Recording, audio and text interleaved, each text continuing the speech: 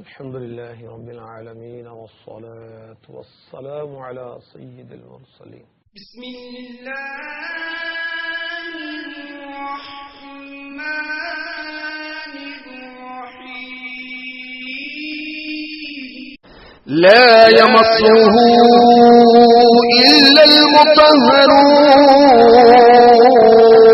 مدنی channel کے سلسلے کتاب اللہ کی باتیں میں آپ کو خوش آمدید کہتے ہیں۔ قرآن پاک اللہ تعالی کی کتاب ہے، یہ کتاب اللہ ہونے پر آپ خود دلیل ہے۔ قرآن سے محبت کرنے والا اللہ اور اس کے رسول سے محبت کرتا ہے۔ ان اللہ وملائکتہ یصلون علی النبی، پہلی مکمل سورت کون سی نازل ہوئی؟ قرآن پاک میں کل حروف کتنے؟ یہی ہے آرزو تعلیم قرآن ہو جائے، ہر ایک پرچم سے اونچا پرچم اسلام ہو جائے۔ الحمد للہ رب العالمین والصلاة والسلام على سيد المرسلين، أما بعد فأعوذ بالله من الشيطان الرجيم، بسم الله الرحمن الرحيم، الصلاة والسلام عليك يا رسول الله وعلى آلك وأصحابك يا حبيب الله، الصلاة والسلام عليك يا نبي الله وعلى آلك وأصحابك يا نور الله۔ شیخ طریقت بانی دعوت اسلامی امیر اہل سنت حضرت علامہ مولانا ابو بلال محمد الیاس اختار قادری رضوی ضیائی دامت برکاتہم العالیہ تفسیر در منصور جلد 8 صفحہ 698 کے حوالے سے ضیاء درود و سلام اپنے رسالے میں نقل فرماتے ہیں، جس نے قرآن پاک پڑھا، رب تعالی کی حمد کی اور نبی صلی اللہ تعالی علیہ وآلہ وسلم پر درود شریف پڑھا، نیز اپنے رب عز و جل سے مغفرت طلب کی، تو اس نے بھلائی کو اپنی جگہ سے تلاش کر لیا۔ صلو علی الحبیب صلی اللہ تعالی علی محمد وعلی آلہ وصحبہ وبارک وسلم۔ میٹھے میٹھے اسلام بھائیوں اور مدنی چینل کے ناظرین، مدنی چینل کے نئے سلسلے کتاب اللہ کی باتیں میں آپ کو خوش آمدید کہتے ہیں۔ اس بابرکت سلسلے میں آپ بتدریج ملاحظہ فرمائیں گے قرآن کریم کے متعدد مقدس نام،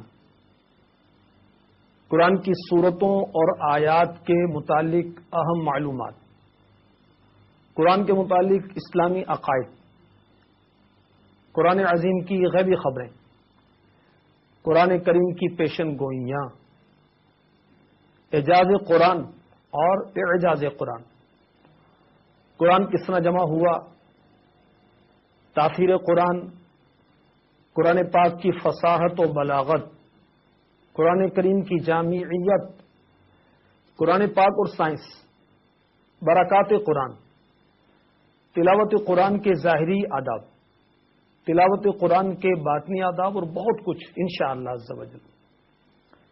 اس مقدس سلسلے کو اگر آپ باقاعدگی سے دیکھتے رہیں گے تو انشاءاللہ عز و جل قرآن پاک کے بارے میں مفید معلومات حاصل ہونے کے ساتھ ساتھ آپ کے دل میں قرآن کی محبت بھی پیدا ہوگی، اور کتنا خوش نصیب اور سعادت مند ہے وہ مسلمان جس کے دل میں قرآن کی محبت ہے۔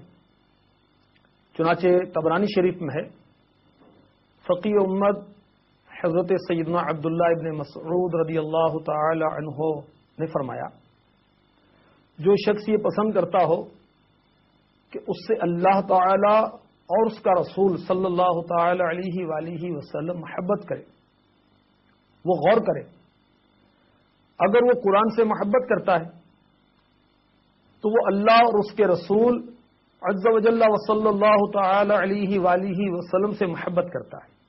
سبحان اللہ. قرآن سے محبت کرنے والا خدائے حنان و منان اس کے حبیب ذیشان عز و جل و صلی اللہ تعالی علیہ وآلہ وسلم کا محبوب بن جاتا ہے. اللہ الرحمن عز و جل اپنے پیارے محبوب مکی مدنی سلطان صلی اللہ تعالی علیہ وسلم کے صدقے میں ہمیں قرآن کی سچی محبت نصیب فرمائے. قرآن پاک پڑھنے کی توفیق عطا فرمائے. قرآن پاک سمجھنے کی توفیق عطا فرمائے. قرآن پاک پڑھانے کی توفیق نصیب فرمائے. اپنے بچوں کو قرآن پاک حفظ کروانے کی یا کم از کم ناظرہ تعلیم دلوانے کی توفیق عطا فرمائے. کہیے آمین. آمین بجاہ النبی الامین صلی اللہ تعالی علیہ وآلہ وسلم. صلو علی الحبیب صلی اللہ تعالی علی محمد وعلی آلہ وصحبہ وبارک وسلم. سلسلہ کتاب اللہ کی باتیں. اس میں آج کا موضوع ہے نزول قرآن کی کیفیات. نہایت توجہ کے ساتھ اول تا آخر سننے کی نیت فرما لیجیے. آج کے سلسلے میں یہ بتایا جائے گا قرآن کس کی جانب سے نازل ہوا, کتنے عرصے میں نازل ہوا, کس پر نازل ہوا, کس کے ذریعے سے نازل ہوا, کس زبان میں نازل ہوا.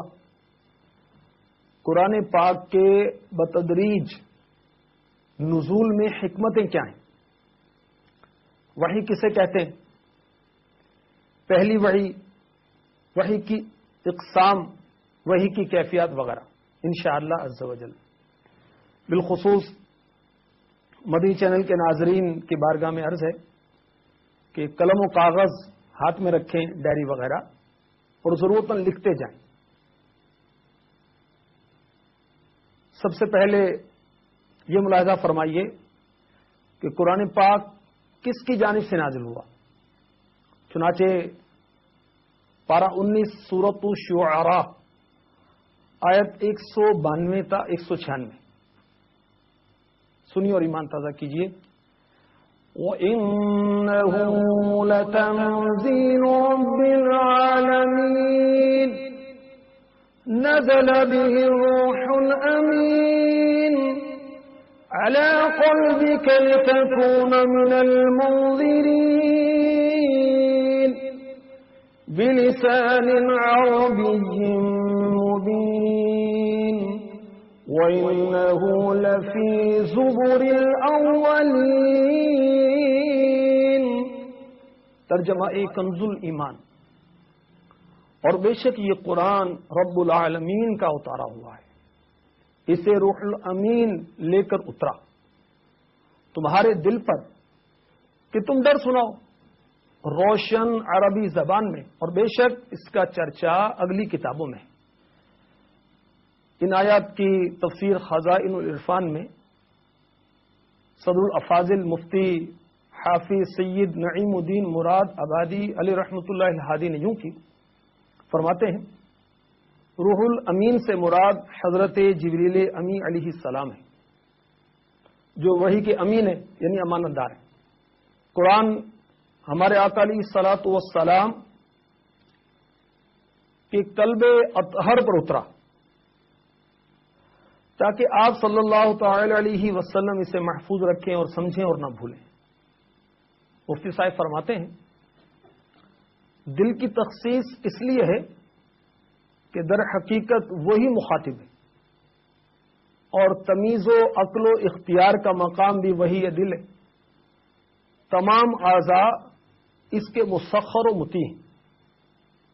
مفتی صاحب حدیث پاک نقل فرماتے ہیں کہ دل کے درست ہونے سے تمام بدن درست ہو جاتا ہے, اور اس کے خراب ہونے سے سب جسم خراب, اور فرح و سرور و رنج و غم کا مقام دل ہی ہے.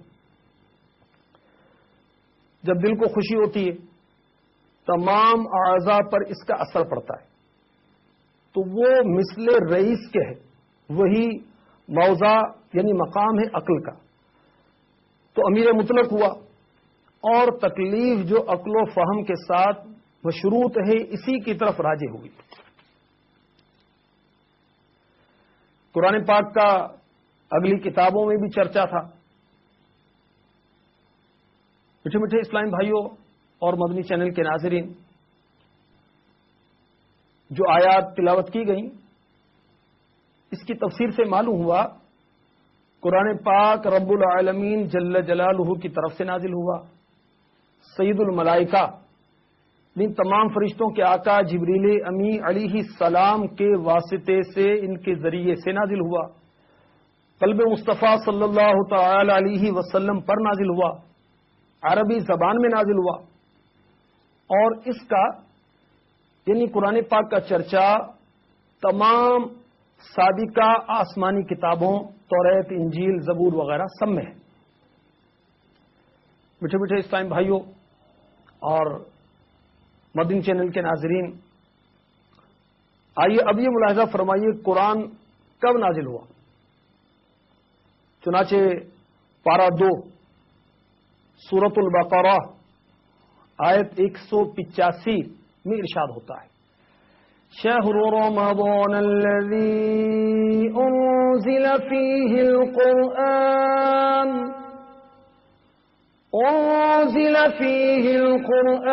هدى للناس وبينات من الهدى والفرقان. ترجمہ کنز الایمان. رمضان کا مہینہ جس میں قرآن اترا، لوگوں کے لیے ہدایت اور رہنمائی اور فیصلے کی روشن باتیں.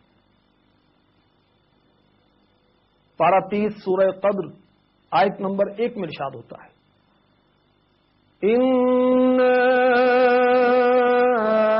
أَنزَلْنَاهُ فِي لَيْلَةِ الْقَدْرِ. ترجمہ کنز الایمان. بے شک ہم نے اسے شب قدر میں اتارا. میٹھے میٹھے اسلام بھائیوں اور مدنی چینل کے ناظرین، قدر و منزلت والی رات یعنی شب قدر، قدر و منزلت والی کتاب قرآن پاک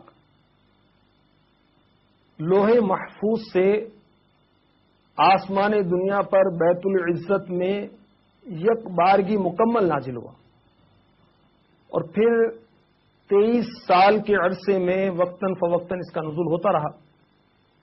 پھر حسب ضرورت امر و نہی یعنی احکامات و ممنوعات، حلال و حرام، مواعظ و قصص، لوگوں کے سوالات کے جوابات میں مصطفیٰ جان رحمت محبوب رب العزت عز و جل وصلی اللہ تعالی علیہ وسلم پر سید الملائکہ جبریل امی علیہ السلام کے واسطے سے 23 سال تک تھوڑا تھوڑا کر کے قرآن نازل ہوتا رہا.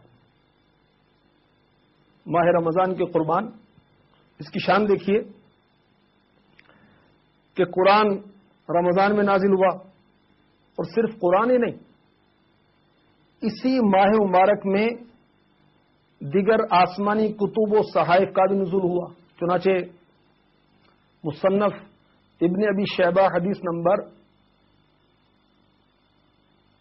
30,182 میں ہے، رمضان مبارک کی پہلی شب میں ابراہیمی صحائف نازل ہوئے. ماہ رمضان کی 6 تاریخ کو زبور شریف نازل ہوئی، اور رمضان کی 18 تاریخ کو انجیل مقدس کا نزول ہوا. صلو علی الحبیب صلی اللہ تعالی علی محمد وعلی آلہ وصحبہ وبارک وسلم. میٹھے میٹھے اسلام بھائیوں اور مدنی چینل کے ناظرین، آپ نے ملاحظہ فرمایا قرآن مجید ماہ رمضان میں نازل ہوا، شب قدر میں نازل ہوا، لوح محفوظ سے آسمان دنیا پر بیت العزت میں یک بارگی نازل ہوا، اور پھر حسب ضرورت نبی رحمت شفیع امت صلی اللہ تعالی علیہ وآلہ وسلم پر 23 سال کے عرصے میں نازل ہوا.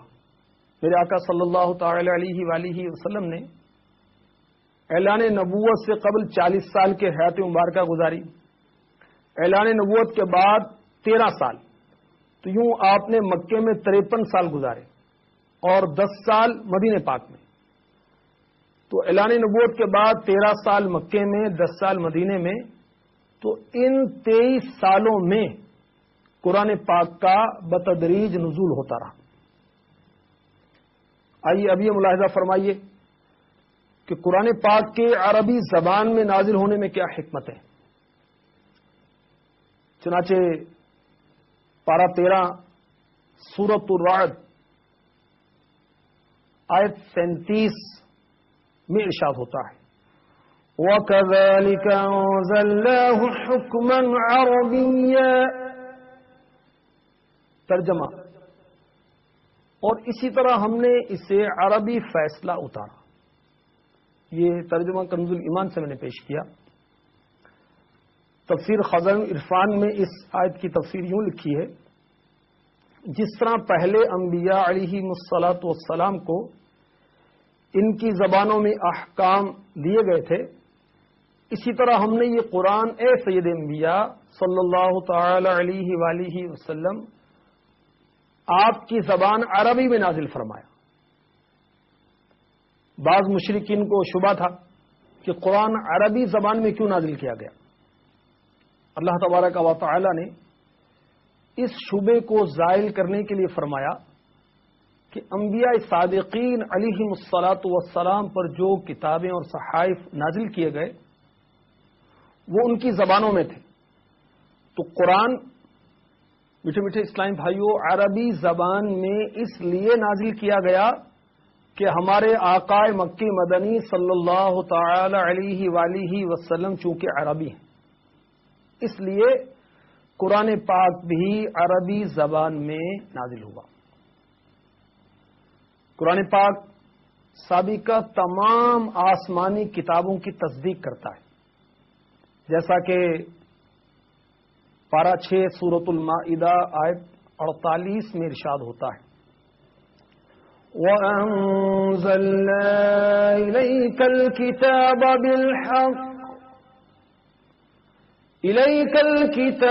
بِالْحَقِّ مُصَدِّقًا لِمَا بَيْنَ يَدَيْهِ مِنَ الْكِتَابِ، ترجمہ کنز الایمان، اور اے محبوب ہم نے تمہاری طرف سچی کتاب اتاری، اگلی کتابوں کی تصدیق فرماتی۔ تفسیر نعیمی میں قبلہ مفتی احمد یار خان علی رحمۃ اللہ الحنان فرماتے ہیں توریت، انجیل بلکہ تمام آسمانی کتب کو قرآن کریم کی تصدیق اور حمایت حاصل ہے۔ صلو علی الحبیب صلی اللہ تعالی علی محمد۔ ابھی آپ نے سنا کہ قرآن پاک جبریل امی جو کہ فرشتوں کے آقا ہیں، فرشتوں کے سردار ہیں، ان کے ذریعے سے نازل ہوا۔ جبریل امی علیہ السلام کی کنیت کیا ہے، ان کے سپرد خدمت کیا ہے، یہ ملاحظہ فرمائیے۔ اور انشاءاللہ عز و جل یہ بھی عرض کیا جائے گا کہ جبریل امی علیہ الصلاۃ والسلام دیگر انبیاء کرام علیہم الصلاۃ والسلام کے پاس کتنی بار حاضر ہوئے، اور بارگاہ رحمت للعالمین صلی اللہ تعالی علیہ وسلم میں انہوں نے کتنی بار حاضری دی۔ چنانچہ نزہۃ القاری شرح صحیح بخاری جلد اول صفحہ 261 پر ہے، جبرائیل عبرانی لفظ ہے، ایل کے معنی ہے خدا اور جبر کے معنی ہے عبد، جبرائیل کے معنی ہوئے عبداللہ، تو جبرائیل کے معنی ہے عبداللہ۔ آپ کا اصل نام ہے عبد الجلیل، آپ کی کنیت ہے ابو الفتوح۔ انبیاء کرام علیہم الصلاۃ والسلام کے پاس اللہ تعالی کا پیغام لانے کی خدمت انہی کی سپرد رہی، اور بھی خدمات انجام دیتے رہو، اب بھی دیتے۔ جبریل امی علیہ السلام انبیاء کرام علیہم السلام کے پاس کتنی بار آئے، کس انداز سے آئے، اور بارگاہ رحمت للعالمین صلی اللہ تعالی علیہ وسلم میں انہوں نے کتنی بار حاضری دی، سنیے۔ مطالع المسرات میں ہے تمام انبیاء کرام علیہم السلام کے پاس جبریل امی علیہ الصلاۃ والسلام خواب میں آئے، سوائے 5 اولو العزم رسولوں کے علیہم الصلاۃ والسلام. ایک قول کے مطابق جبریل امی علیہ الصلاۃ والسلام حضرت سیدنا آدم صفی اللہ علی نبی جینا علیہ الصلاۃ والسلام کے پاس 21 مرتبہ آئے. حضرت سیدنا نوح علی نبی جینا علیہ الصلاۃ والسلام کے پاس 32 مرتبہ. حضرت سیدنا خلیل اللہ ابراہیم علیہ الصلاۃ والسلام کے پاس 48 مرتبہ آئے. حضرت سیدنا یوسف علیہ السلام کے پاس 4 مرتبہ آئے. حضرت سیدنا موسیٰ کلیم اللہ علی نبی جینا علیہ الصلاۃ والسلام کے پاس 3 مرتبہ آئے. اور نبی پاک صاحب الاولاق سیاہ افلاق صلی اللہ تعالی علیہ وسلم کی بارگاہ میں انہوں نے کتنی حاضری دی؟ 4,20,000 مرتبہ. سبحان اللہ. سید اعلی حضرت امام اہل سنت مجدد دین و ملت پروان شمع رسالت مولانا شاہ امام احمد رضا خان علی رحمت الرحمان حدا کے بخشی شیر میں فرماتے ہیں تیرے در کا درباں ہے جبریل اعظم تیرا مدح خواں ہر نبی و ولی ہے. ایک جگہ فرماتے ہیں چمن طیبہ ہے وہ باغ کہ مرغ سدرا برسوں چہکے ہیں جہاں بلبل شیدا ہو کر. ایک جگہ فرماتے ہیں عرش سے مجدائے بلکی سے شفاعت لایا طائر سدرا نشین مرغ سلیمان عرب. ایک جگہ فرماتے ہیں پائے جبریل نے سرکار سے کیا کیا القاب خسرو خیل ملک خادم سلطان عرب. ایک جگہ فرماتے ہیں تاج روح القدس کے موتی جسے سجدہ کریں رکھتی ہیں واللہ وہ پاکیزہ گوہر ایڑیاں. ایک جگہ فرماتے ہیں تمہارے وصف جمال و کمال میں جبریل محال ہے کہ مجال و مساغ لے کے چلے. اس کا مطلب سمجھیے یا رسول اللہ عز و جل و صلی اللہ تعالی علیہ وسلم آپ کے جمال و کمال کو تو کما حقہ جبریل امین علیہ الصلاۃ والسلام بھی بیان نہیں کر سکتے.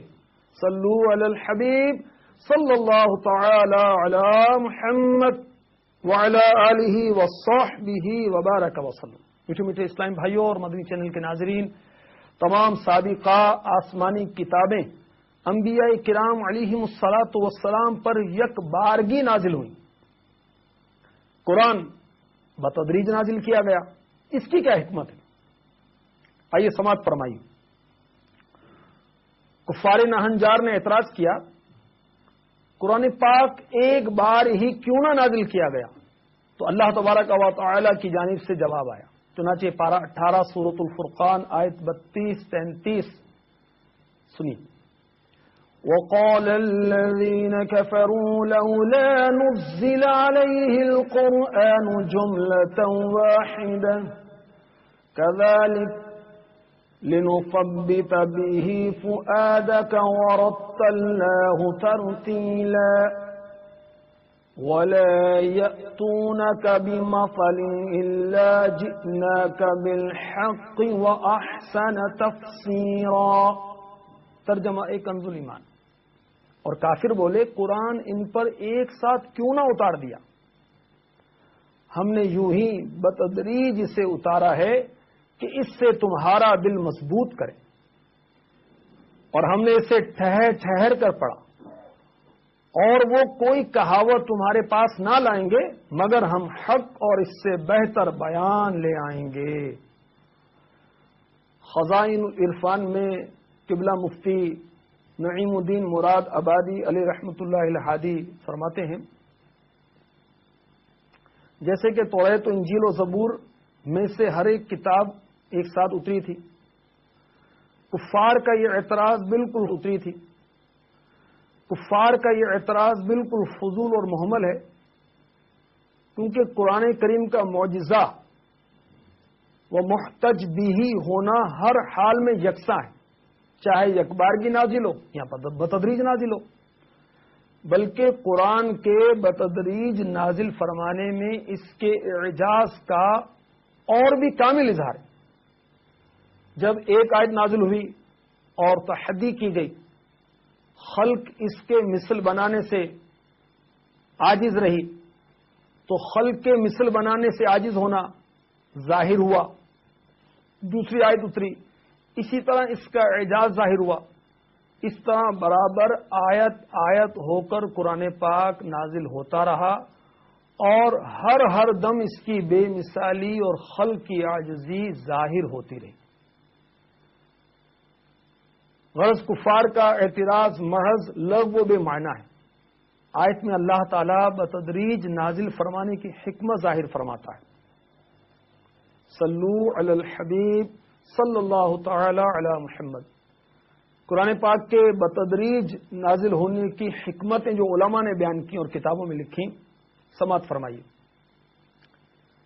نمبر 1، سروے دو جہاں رحمت عالم یا صاحب قرآن صلی اللہ تعالی علیہ وآلہ وسلم اس قوم میں مبعوث کیے گئے جو ان پڑھ تھے. لکھنا پڑھنا بالعموم ان کا شعار نہ تھا. اگر قرآن یکبارگی نازل ہو جاتا تو ان کے لیے، اس قوم کے لیے اس کو ضبط کرنا مشکل ہوتا اور ان سے اس میں بہت سی غلطیاں سرزد ہوتی. نمبر 2، جس شخص کے پاس کتاب ہو وہ اس کتاب پر اعتماد کر لیتا ہے اور اس کو حفظ کرنے میں، یاد کرنے میں تساہل اور سستی کرتا ہے. اس لیے اللہ تعالی نے یک بارگی مکمل کتاب نازل نہیں فرمائی تاکہ آسانی سے اس کو حفظ کیا جا سکے اور مسلمان اس میں سستی نہ کریں. ایک حکمت قرآن پاک کے بتدریج نازل ہونے کی یہ فرمائی گئی کہ اگر مکمل کتاب یک بارگی نازل کر دی جاتی تو پوری شریعت ایک مرتبہ ہی نازل ہو جاتی اور اس پر عمل کرنا لوگوں کے لیے دشوار ہوتا. اس کے برعکس جب قرآن مجید تھوڑا تھوڑا کر کے نازل ہوا تو لوگ بتدریج احکام کے مکلف ہوئے اور ان پر عمل کرنا لوگوں کے لیے آسان ہو گیا. نمبر 4، نبی صلی اللہ تعالی علیہ وآلہ وسلم جب بار بار حضرت جبریل امی علیہ الصلاۃ والسلام سے ملاقات کرتے تو اس ملاقات سے آپ صلی اللہ تعالی علیہ وآلہ وسلم کا دل قوی ہو جاتا اور تبلیغ رسالت میں پیش آنے والی کلفتوں اور دشواریوں پر صبر اور پختہ ہو جاتا. فرائض نبوت کی ادائیگی میں آپ صلی اللہ تعالی علیہ وسلم کا شوق اور ولولہ اور بڑھ جاتا. نمبر 5، تھوڑا تھوڑا کر کے نازل کرنے سے قرآن مجید کا اعجاز اور واضح ہو گیا، کیونکہ اگر کسی انسان کی قدرت میں ایسا کلام لانا ممکن ہوتا تو وہ بھی اس طرح کی چند آیات پیش کر دیتا. نمبر 6، مختلف مواقع پر لوگ مختلف سوالات کرتے تھے. ان کے سوالوں کے جواب میں قرآن مجید کی آیات نازل ہوتی رہتی تھی. اگر مکمل کتاب اللہ یک بارگی نازل ہوتی تو یہ ممکن نہ ہوتا. نمبر 7، جب قرآن مجید تھوڑا تھوڑا کر کے نازل ہوا تو نبی صلی اللہ تعالی علیہ وآلہ وسلم چند آیتوں کے ساتھ ان کو چیلنج کرتے اور جب وہ قرآن کریم کی چند آیتوں کی مثل بھی نہ لا سکے تو پورے قرآن کی مثل نہ لانا اور زیادہ واضح ہو گیا. آپ صلی اللہ تعالی علیہ وسلم کے دل میں اور استحکام آ گیا کہ یہ قوم آپ کے معارضے یعنی مقابلے سے عاجز ہے. 8ویں حکمت، اس میں آپ صلی اللہ تعالی علیہ وسلم کی دوسرے رسولوں پر فضیلت ہے، کیونکہ دوسرے رسولوں پر کتاب یکبارگی نازل کی گئی اور ان کے پاس صرف ایک بار جبریل امین علیہ الصلاۃ والسلام آئے. اس کے بعد ان کے اور اللہ تعالی کے درمیان سفارت منقطع ہو گئی اور جو سفارت کا رابطہ دوسرے رسولوں کے ساتھ صرف ایک بار ہوا وہ رابطہ آپ صلی اللہ تعالی علیہ وآلہ وسلم کے ساتھ تا حیات برقرار رہا. 9ویں حکمت، حضرت موسیٰ کلیم اللہ علی نبینا علیہ الصلاۃ والسلام پر یک بارگی کوہ طور پر تورات نازل ہوئی تو کوہ طور محبت وحی الہی یعنی وہی جگہ، وہی اترنے کی جگہ ہونے کا طور کو شرف حاصل ہوا. جب حضرت سیدنا محمد مصطفیٰ صلی اللہ تعالی علیہ وآلہ وسلم پر تھوڑا تھوڑا کر کے مختلف اوقات میں مختلف مقامات پر قرآن پاک نازل ہوا تو مکہ مکرمہ، مدینہ منورہ اور متعدد مقامات کو وہی اترنے کی جگہ ہونے کا شرف حاصل ہوا، یہاں تک کہ ام المؤمنین سیداتنا عائشہ صدیقہ طیبہ طاہرہ عابدہ زاہدہ رضی اللہ تعالی عنہا کے بستر مبارک پر بھی قرآن نازل ہوا۔ 10ویں حکمت کہ قرآن کیوں بتدریج نازل کیا گیا۔ مختلف اسباب اور واقعات کی وجہ سے بھی قرآن مجید کی آیت نازل ہوتی تھی۔ مثلا کسی کافر یا منافق نے کوئی دل آزار بات کہہ دی تو اس کے رد میں آپ صلی اللہ تعالی علیہ وآلہ وسلم کو تسلی دینے کے لیے آیات نازل ہوئی۔ مسلمانوں نے رات کے روزے میں روزہ توڑ لیا تو رات کا روزہ ختم کرنے کی آیات نازل ہوئی۔ منافقین نے ام المؤمنین عائشہ صدیقہ رضی اللہ تعالی عنہا پر تہمت لگائی تو آپ کی برات میں آیات نازل ہوئی۔ وعلی ھذا القیاس اس سلسلے کا بقیہ حصہ دعوت اسلامی کی خبر کو حکم نازل کیا جاتا، پھر اس کو منسوخ کر دیا جاتا۔ مثلا پہلے بیوہ عورت کی عدت 1 سال رکھی گئی، پھر یہ عدت 4 ماہ 10 دن کر دی گئی۔ اسی طرح ناسخ و منسوخ آیتوں اور احکام کا سلسلہ اسی وقت ممکن تھا جب قرآن پاک تھوڑا تھوڑا کر کے نازل ہوا۔ اگر قرآن پاک یک بارگی نازل ہوتا تو یہ ممکن نہ تھا۔ 12ویں حکمت، عرب کے لوگ زمانہ جاہلیت کی عادتوں اور رسموں میں جکڑے ہوئے تھے۔ یک بارگی ان لوگوں پر تمام احکام شریعہ کا بوجھ ڈال دیا جاتا تو گھبرا جاتے۔ ممکن تھا وہ ان احکام کو قبول نہ کرتے، اس لیے حکمت اور مصلحت کا تقاضا یہ تھا کہ ان کو بتدریج احکام کا مکلف کیا جائے۔ تو اس لیے قرآن پاک تھوڑا تھوڑا کر کے نازل کیا گیا تاکہ جو عادات ان میں راسخ ہو چکی تھی ان کو آہستہ آہستہ بدلا جائے۔ 13ویں حکمت، جیسے جیسے واقعات اور حوادث پیش آتے رہے تو ان کے اعتبار سے جس جس حکمت اور مصلحت کا تقاضا تھا اسی اعتبار سے قرآن مجید کو نازل کیا جاتا رہا۔ رمضان کے مہینے کی شب قدر میں قرآن مجید کا نزول شروع ہوا۔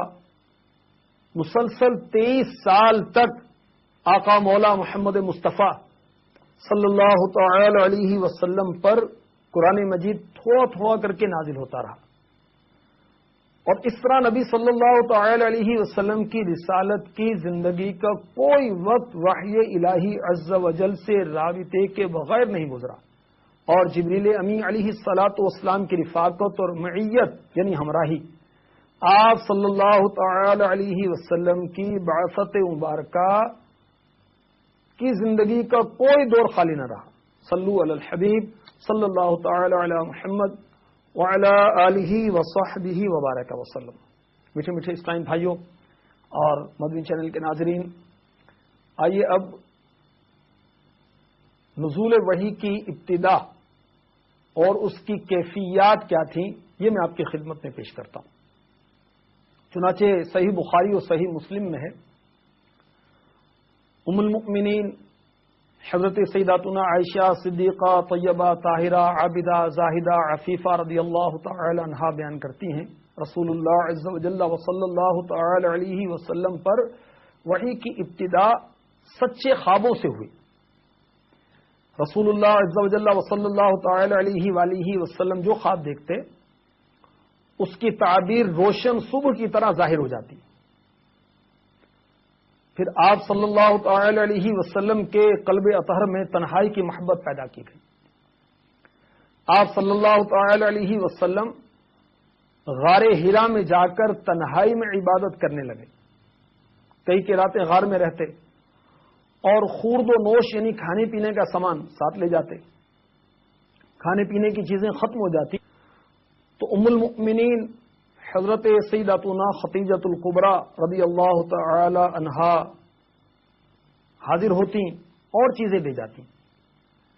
اسی دوران غار حرا میں آپ صلی اللہ تعالی علیہ وسلم پر اچانک وحی نازل ہوئی. فرشتے نے آ کر آپ صلی اللہ تعالی علیہ وسلم سے کہا پڑھیے. آپ صلی اللہ علیہ وسلم نے فرمایا ما انا بقاری. رسول اللہ عز و جل و صلی اللہ تعالی علیہ وسلم نے بتلایا کہ پھر فرشتے نے زور سے گلے لگا کر مجھے دبایا، حتیٰ کہ اس نے دبانے پر پوری قوت صرف کر دی. پھر مجھے چھوڑ کر کہا پڑھیے. میں نے کہا ما انا بقاری. فرمایا فرشتہ دوبارہ مجھے پکڑ کر بغل گیر ہوا، حتیٰ کہ مجھے پوری قوت سے دبایا. پھر مجھے چھوڑ کر کہا پڑھیے. میں نے کہا ما انا بقاری. فرمایا فرشتہ تیسری بار مجھے پکڑ کر بغل گیر ہوا، حتیٰ کہ مجھے پوری قوت سے دبایا. پھر مجھے چھوڑ کر کہا اب پارہ 30 سورۃ العلق کی 1 تا 5 آیات کا نزول ہوا. آئیے یہ آیات بھی ہم سننے کی سعادت حاصل کرتے ہیں. اقرأ بسم ربک الذی خلق خلق الانسان من علق اقرأ وربک الاکرم الذي علم بالقلم علم الانسان ما لم يعلم. ترجمہ کنز ایمان. پڑھو اپنے رب کے نام سے جس نے پیدا کیا آدمی کو خون کی پھٹک سے. پڑھو اور تمہارا رب ہی سب سے بڑا کریم جس نے قلم سے لکھنا سکھایا، آدمیوں کو سکھایا جو نہ جانتا تھا. میٹھے میٹھے اسلام بھائیوں، معلوم ہوا پہلی وحی سورۃ العلق کی ابتدائی 5 آیات ہیں جو ابھی پیش کی گئی. اعلی حضرت رضی اللہ تعالی عنہ ادائے بخشی شریف میں فرماتے ہیں ایسا امی کس لیے منت کشے استاد ہو، کیا کفایت اس کو اقرا ربک الاکرم نہیں؟ یعنی نبی امی مکی مدنی رسول عربی صلی اللہ تعالی علیہ وسلم کو کسی استاذ کا احسان اٹھانے کی حاجت کیا ہے؟ کیا انہیں کافی نہیں؟ یعنی پڑھو اور تمہارا رب ہی سب سے بڑا کریم. سبحان اللہ. صلو علی الحبیب صلی اللہ تعالی علی محمد. میٹھے میٹھے اسلام بھائیوں اور مدنی چینل کے ناظرین، وحی کے معنی کیا ہیں یہ سنیے. وحی کے لغوی معنی ہے اشارہ، کتابت، مکتوب، رسالہ، الہام، کلام خفی. اور شرعی معنی ہیں وحی کے جو کہ حافظ ابن حجر اسقلانی علیہ رحمۃ اللہ الغنی نے فتح الباری جلد اول صفحہ 9 پر لکھا. شریعت کی خبر دینا وحی ہے. اور کبھی وحی سے اس کلام کو مراد لیا جاتا ہے جو نبی صلی اللہ تعالی علیہ وآلہ وسلم پر نازل ہوا. نزول وحی کی صورتیں کیا تھیں، اس کی اقسام کیا ہیں، یہ بھی سنیے اور اپنی معلومات میں اضافہ کیجیے. قرآن پڑھنے کا ذوق پیدا کیجیے. چنانچہ علامہ بدر الدین عینی علیہ رحمۃ اللہ الغنی نے وحی کی جو اقسام اور صورتیں بیان کی، ممکن ہو تو ڈائری میں لکھ بھی لیجیے. نمبر 1، حضرت موسیٰ کلیم اللہ علی نبی جینا علیہ الصلاۃ والسلام کا کلام قدیم کو سننا، جیسا کہ قرآن مجید میں ہے. اور ہمارے نبی رسول ہاشمی مکی مدنی محمد عربی صلی اللہ تعالی علیہ وسلم کا اللہ تبارک و تعالی کے کلام قدیم کو سننا، جیسے کہ احادیث صحیحہ میں. نمبر 2، فرشتے کے واسطے سے وحی کا نازل ہونا. نمبر 3، دل میں کسی معنی کا القاء کیا جانا. وحی کی ایک صورت یہ بھی ہے. وحی کی ایک صورت یہ ہے سلسلۃ الجرس، گھنٹی کی آواز. نہیں کہ وحی کے نزول کے وقت گھنٹی کی سی آواز پیدا ہوتی تھی.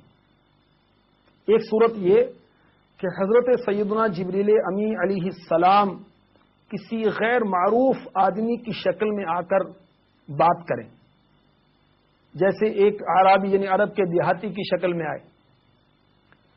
وحی الہی کی ایک صورت یہ ہے حضرت سیدنا جبریل امی علیہ السلام اپنی اصلی شکل میں آئے. جیسے حضرت جبریل امی علیہ السلام 600 پروں کے ساتھ آئے جن سے یاقوت اور موتی جھڑ رہے تھے. وہی کی ایک صورت یہ ہے کہ حضرت سیدنا جبرائیل علیہ السلام کسی معروف یعنی جانے پہچانے آدمی کی شکل میں آئے. جیسے حضرت دحیہ کلبی صحابی رسول صلی اللہ تعالی علیہ وسلم رضی اللہ تعالی عنہ کی شکل میں آئے. اللہ تعالیٰ برائے راست بیداری میں آپ صلی اللہ تعالی علیہ وسلم سے ہم کلام ہو. یہ بھی وہی کی ایک صورت ہے جو کہ شب معراج ہوئی. شب معراج میں پردے کی اوٹ سے کلام فرمایا.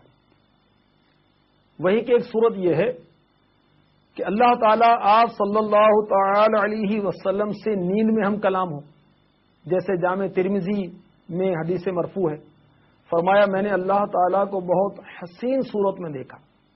اللہ تعالیٰ نے فرمایا ملائے اعلیٰ کس چیز میں بحث کر رہے ہیں.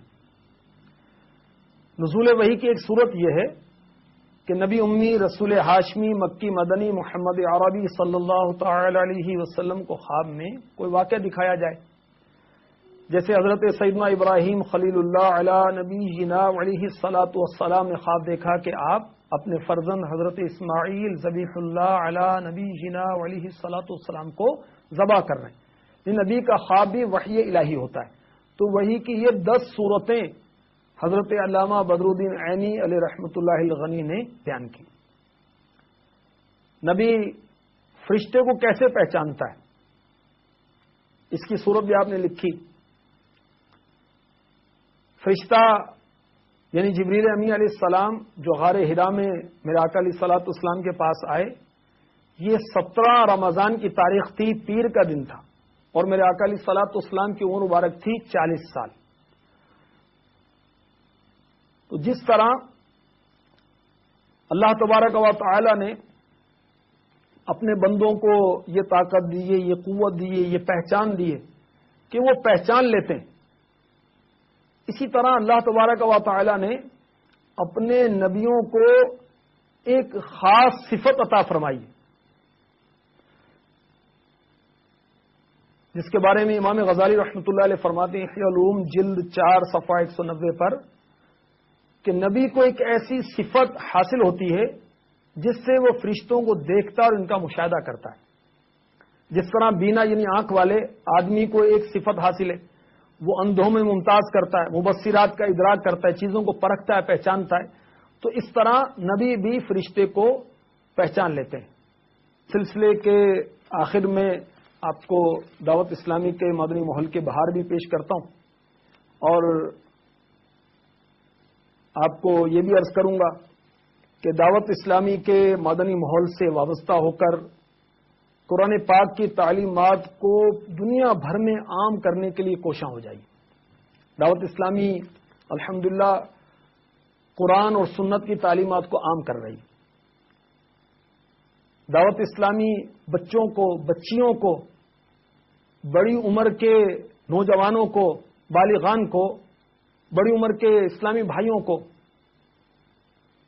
اسلامی بہنوں کو قرآن پاک کی تعلیم سے روشناس کرنے کی کوشش کر رہی ہے. الحمدللہ عز و جل آپ کو سن کر خوشی ہوگی، ایک اندازے کے مطابق پاکستان میں دعوت اسلامی کے تحت کم و بیش 750 مدارس چل رہے ہیں، جس میں کم و بیش 72,000 مدنی منع اور مدنی منیاں قرآن پاک کی تعلیم حاصل کر رہے ہیں، مفت حاصل کر رہے ہیں، حفظ کی بھی اور ناظرہ کی بھی.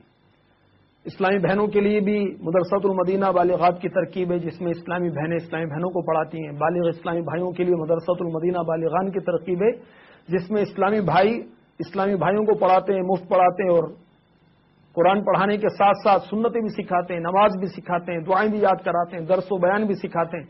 آپ کی ترغیب و تحریص کے لیے ایک مدنی بہار بھی گوش گزار کرتا ہوں، جو کہ فیضان سنت میں شیخ طریقت امیر اہل سنت نے درج فرمائی. یہ بے شمار سنتوں کا مجموعہ آپ پڑھیں گے تو انشاءاللہ آپ کی معلومات میں اضافہ بہت ہوگا. امیر اہل سنت چنانچہ فیضان سنت باب فیضان رمضان صفحہ 1486 پر لکھتے ہیں باول مدینہ کراچی کے ایک اسلامی بھائی کے بیان کا خلاصہ ہے، میں کس کس گناہ کا تذکرہ کروں؟ معاذ اللہ عز و جل، نمازوں میں سستی، ویڈیو گیمز کا شوق، ٹی وی پر روزانہ الٹے سیدھے پروگرام دیکھنا، جھوٹ کی عادت، یہاں تک کہ میں چوریاں بھی کرتا تھا۔